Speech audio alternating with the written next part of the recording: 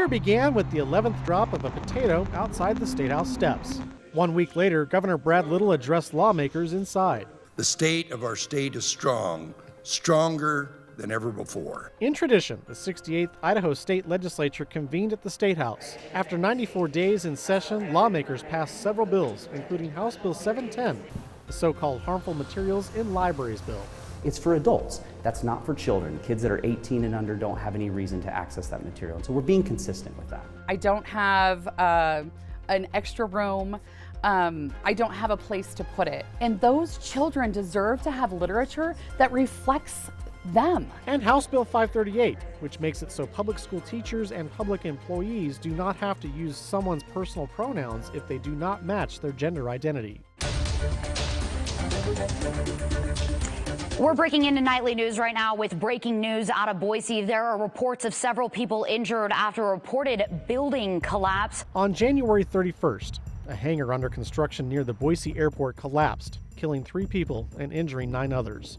That it was a pretty global collapse that occurred. The main structural members came down. It was fairly catastrophic. The site was demolished in June, and in July, OSHA released their findings saying the company's irresponsible construction methods left the aircraft hangar's structure extremely vulnerable.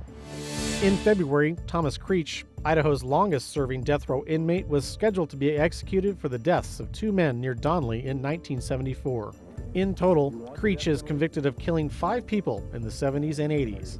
However, after 8 attempts, Idaho Department of Correction medical personnel were unable to find a vein to go through with lethal injection. The medical staff in charge of Creech's lethal injection procedure ultimately stopped, and his death warrant expired. The suspect possibly fled from St. Al's. The man gun call in a gray sedan with 2 Charles plate, still possibly armed, 240Rs. In March, Skylar Mead, an inmate at the Idaho Department of Correction, was taken to St. Alphonsus for treatment for, quote, self-inflicted wounds. Despite correction officers with him, he escaped to a waiting car outside after an accomplice shot at the officers guarding Mead. 3 of those officers were injured. Mead, along with the accomplice, later identified as Nicholas Umfenauer, were on the run for more than 36 hours before they were found and arrested near Twin Falls. Idaho State Police say during their escape, 2 men were found dead in North Idaho.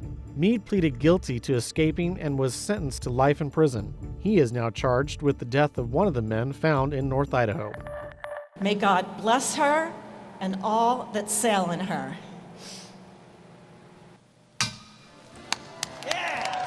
9 years after it was announced that the U.S. Navy would welcome a new Virginia-class attack submarine, the USS Idaho, hundreds gathered in Connecticut to celebrate its christening. It's expected to be fully operational in the spring of 2025. On the night of April 20th, Ada County Sheriff's Deputy Tobin Bolter was conducting a traffic stop in Boise when he was shot by a suspect. Deputy Tobin Bolter is our deputy, and we're devastated to say he did not survive his injuries, and he passed away moments before this press conference. He was the first Ada County deputy to be killed in the line of duty in the department's history. Thousands attended his memorial service at the Ford Idaho Center in Nampa, and thousands more lined the procession route. Deputy Bolter was 27 years old and expecting his first child with his wife Abby when he was killed. This is the final call for Deputy Tobin Bolter. Deputy Bolter, thank you for your dedicated service. We have the watch from here. 1 year after his wife Lori Vallow Daybell was found guilty, Chad Daybell's trial began in Ada County. He was charged with killing 2 of Lori's children, J.J. Vallow and Tylee Ryan, as well as his late wife Tammy Daybell, all in 2019. After a 6-week trial, the jury found Daybell guilty on all counts. The defendant is sentenced to death. I was praying for a just verdict, and we got it. Daybell is currently on death row and appealing his conviction. It was another record-setting year for the St. Jude Dream Home giveaway. More than 30,000 tickets were sold, with the organization saying it was the most successful Dream Home campaign in any location ever. This year's winner was Luis Flores from Meridian. But the real winners are the patients at St. Jude, where no family ever receives a bill for treatment. They allow family members not to have to deal with that part of cancer and focus in on the treatment in the hope of getting better. After 3 years of waiting, Team Idaho made their presence known at the 2024 Olympic Games in Paris. Her wins get her a medal, but her losses basically always push her forward. So she wins no matter what. Team Idaho brought home 2 golds and a silver medal. Being in the ring and competing in front of that big crowd is one of the most alive feelings that you can get. He truly was a special dog. I hope you know how many smiles you gave kids when they got to say hello to a four-legged hero. In September, Nampa police lost one of their own. Canine Riddick was riding in a patrol SUV with his handler when they were hit by a suspect during a police pursuit. His handler, Cody Huss, was treated for injuries, but Riddick died at the scene. He was the first canine to die in the line of duty in Nampa PD history. Yeah, we'll see. There we go. After more than 40 years in the business, KTVB meteorologist Rick Lance officially retired in late September, hanging his black chucks up in the studio rafters. Governor Brad Little issued a proclamation proclaiming December 21st, 2024, the winter solstice as Rick Lance Day in Idaho.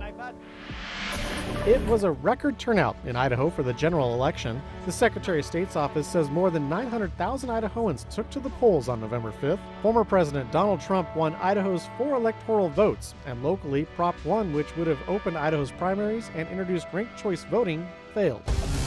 After an undefeated conference season, the Boise State Broncos hosted UNLV on the Blue for the Mountain West Conference Championship. The win would solidify the Broncos' first-round bye in the college football playoffs. And so it felt good to have the committee kind of get behind that and put us in the position that we are. They're headed to the Fiesta Bowl to take on Penn State. This has been such a special morning. Special morning to say the least. First off, we got a $20 donation. That wasn't from me, that was from another person. And on a chilly and rainy Saturday morning in mid-December, the KTVB family, along with members of 9 local nonprofits, dozens of volunteers, spent the morning at 5 different locations throughout the Treasure and Magic Valleys. With the help of the community, we were able to collect tens of thousands of dollars and at least 30,000 pounds of food to help feed those in need well into the new year. This day is such an exciting day for us with the donations and the contributions that come in, and also where all the community comes together and just shows their support for the 9 charities that are supported by this 7 Cares Idaho Shares Day.